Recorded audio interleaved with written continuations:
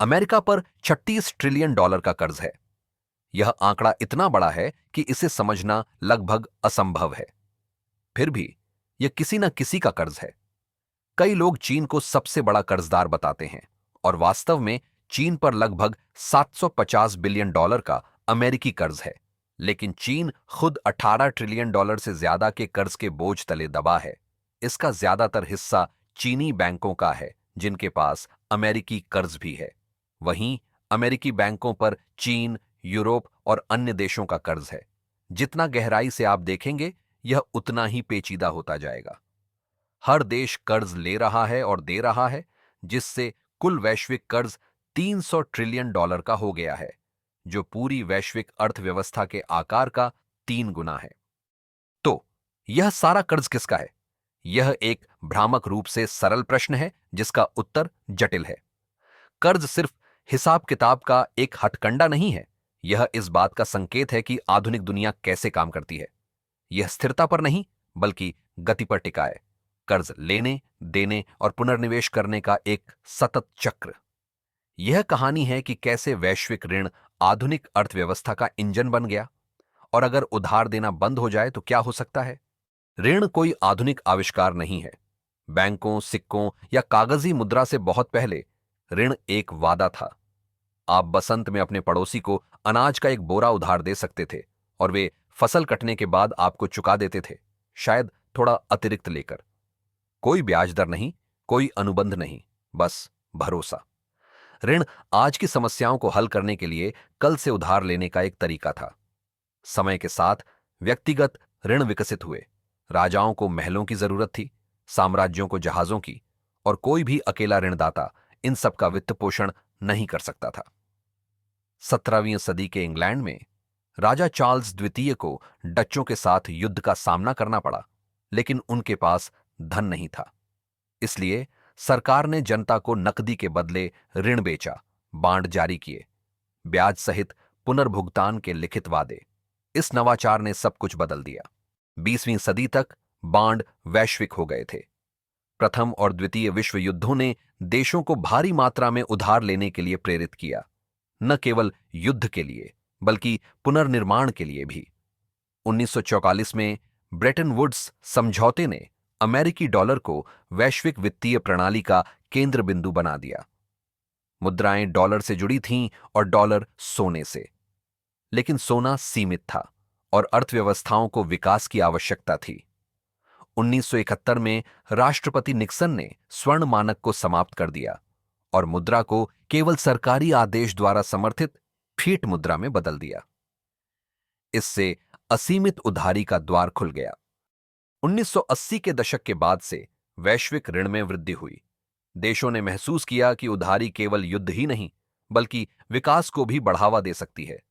उन्होंने स्कूल बनाने, सड़कों की मरम्मत करने और मंदी से उबरने के लिए उधार लिया। ऋण एक अपवाद नहीं, बल्कि एक आदर्श बन गया।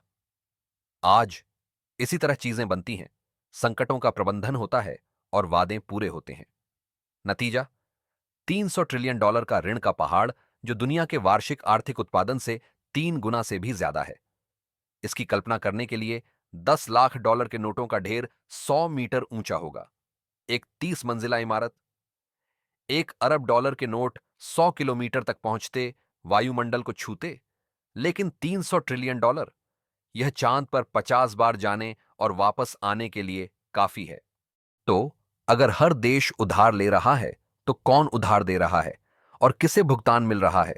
यह कल्पना करना आकर्षक लगता है कि एक अस्पष्ट व्यक्ति के पास सारा पैसा है, लेकिन आधुनिक ऋण सीधी रेखाओं में नहीं चलता। यह चक्राकार रूप से चलता है। अमेरिका को ही लीजिए, जो सबसे ज्यादा कर्जदार देश है। हैरानी की बात है कि इसका लगभग 70% कर्ज खुद अमेरिकियों का है। सरकार बॉन्ड जारी करती है और बैंक, पेंशन फंड और बीमा कंपनियां उन्हें खरीदती हैं। जब आप बैंक में पैसा जमा करते हैं, तो वह बेकार नहीं पड़ा रहता। उसे अक्सर सरकारी बॉन्ड में निवेश किया जाता है। अमेरिकी वाणिज्यिक बैंकों के पास लगभग 1.8 ट्रिलियन डॉलर के ट्रेजरी बॉन्ड हैं, जो ब्राजील या कनाडा के सकल घरेलू उत्पाद से भी ज्यादा है।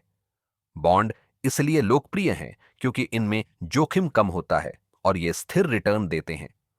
1980 के दशक में मुद्रास्फीति से निपटने के लिए ब्याज दरें 15% से ऊपर चली गईं।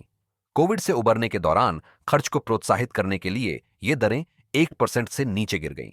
आज 10 साल के बॉन्ड पर सालाना लगभग 4.5% ब्याज मिलता है। पेंशन फंड और बीमा कंपनियां बॉन्ड में भारी निवेश करती हैं, अपनी संपत्ति का 60% तक, जिससे एक छिपा हुआ नेटवर्क बनता है जहां बचत सरकारी ऋण बन जाती है। इससे एक आत्म सुदृढ़ीकरण चक्र बनता है। ऋणदाता ब्याज कमाते हैं, पुनर्निवेश करते हैं और यह चक्र चलता रहता है। यही चक्र वैश्विक स्तर पर भी चलता है। लगभग 30% अमेरिकी ऋण विदेशी सरकारों और बैंकों द्वारा विदेशों में रखा जाता है। जापानी बचत डच ऋण को निधि देती है, डच बचत ब्राजीलियाई ऋणों को निधि देती है और ब्राजीलियाई बचत अमेरिकी बॉन्ड में वापस प्रवाहित होती है। वैश्विक ऋण चक्रीय प्रणालियों का एक जाल है जहां पैसा लगातार बचतकर्ताओं और उधारकर्ताओं के बीच घूमता रहता है। सरकारें अक्सर नया ऋण लेकर पुराने ऋण का भुगतान करती हैं। यह लापरवाही लग सकती है, लेकिन वैश्विक अर्थव्यवस्था इसी तरह काम करती है। ऋण विकास को बढ़ावा देता है। जब सरकारें उधार लिया गया पैसा खर्च करती हैं, तो यह अर्थव्यवस्था में प्रसारित होता है। व्यवसायों की कमाई बढ़ती है, कर्मचारियों को वेतन मिलता है और खर्च बढ़ता है। चीन में सरकारी खर्च का 19% ऋण द्वारा वित्त पोषित होता है। अमेरिका में यह लगभग 25% है। शिक्षा और कल्याण पर कुल खर्च के बराबर। अगर उधार लेना बंद हो जाए तो खर्च कम हो जाएगा, व्यवसायों को नुकसान होगा और नौकरियां खत्म हो जाएंगी। ग्रीस एक चेतावनी भरी कहानी पेश करता है। 2008 के संकट के दौरान निवेशकों ने ग्रीक बॉन्ड खरीदना बंद कर दिया था। देश उधार नहीं ले पा रहा था और खर्च गिर गया। 4 में से 1 सरकारी कर्मचारी की नौकरी चली गई, वेतन 30% गिर गया और जीडीपी 25% सिकुड़ गई। राजनेता यह जानते हैं और मतदाता भी। कोई भी आत्मसंयम रखकर वित्त उपयोग करने का वादा करके चुनाव नहीं जीतता। उधार लेना जारी है, कभी विकास के लिए, कभी अस्तित्व के लिए। कोविड जैसे संकट में जब खर्च रुक जाता है और कर राजस्व कम हो जाता है, तो सरकारों को उधार लेना पड़ता है। 2020 में अमेरिका ने $3.8 ट्रिलियन उधार लिए, अपनी अर्थव्यवस्था का 20%। अन्य देशों ने भी ऐसा ही किया, लेकिन उधार लिया गया पैसा चुकाना ही होगा। अगर कोई सरकार अपना सारा राजस्व सिर्फ अपनी अर्थव्यवस्था चलाने के लिए खर्च कर देती है, तो उसे पुराना कर्ज चुकाने के लिए फिर से उधार लेना होगा। जर्मनी और स्विट्जरलैंड जैसे धनी देशों में यह कोई बड़ी समस्या नहीं है। वे कम ब्याज दरों पर उधार लेते हैं, लेकिन विकासशील देशों को ज्यादा लागत का सामना करना पड़ता है। समय के साथ कर्ज खुद को पोषित करता है। श्रीलंका और पाकिस्तान जैसे देश फंस गए हैं, सिर्फ ब्याज चुकाने के लिए उधार ले रहे हैं। तो अमेरिका उधार लेना क्यों नहीं रोक सकता? क्योंकि कर्ज अब अर्थव्यवस्था का एक आधार है। लेकिन क्या यह चक्र हमेशा चलता रहेगा? जोखिम बढ़ रहे हैं। जैसे जैसे कर्ज बढ़ता है, ब्याज भुगतान भी बढ़ता है। बजट का एक बड़ा हिस्सा स्कूलों या बुनियादी ढांचे के बजाय पुराने कर्जों पर खर्च होता है। लगभग 100% का कर्ज जीडीपी अनुपात अब सामान्य है, जिसे कभी विनाशकारी माना जाता था। अगर निवेशकों का भरोसा कम हो जाता है, तो उधार लेने की लागत बढ़ जाती है। सरकारें इससे निपटने के लिए पैसा छाप सकती हैं, लेकिन इससे मुद्रास्फीति बढ़ जाती है।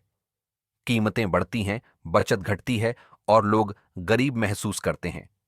चरम मामलों में, जैसे 2010 के दशक में वेनेजुएला में, अति मुद्रास्फीति ने मुद्रा को नष्ट कर दिया। रोटी की कीमत 10 बोलीवर से लाखों में आ गई। जीवन भर की बचत गायब हो गई। मध्यम मुद्रास्फीति भी नुकसानदेह होती है, खासकर उन देशों के लिए जो विदेशी मुद्राओं में उधार लेते हैं।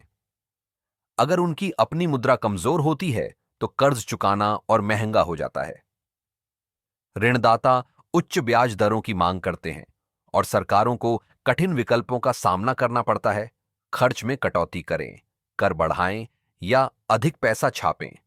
कोई भी आसान नहीं है और सभी के परिणाम होते हैं।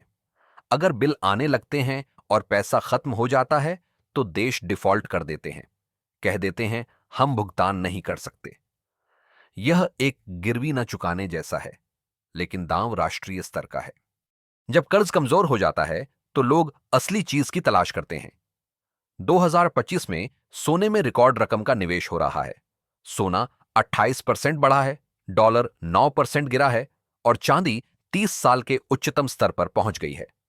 खनन शेयरों में उछाल आया है और प्रमुख बैंकों का अनुमान है कि 2026 तक सोना $5,000 तक पहुंच सकता है। गोल्ड माइनिंग इंक जैसी कंपनियां ध्यान आकर्षित कर रही हैं, जिनकी संपत्तियां और शेयर उनके बाजार पूंजीकरण से ज्यादा हो गए हैं। जैसे जैसे कर्ज चक्र और भी अनिश्चित होता जा रहा है, निवेशक भरोसेमंद निवेश पर दांव लगा रहे हैं।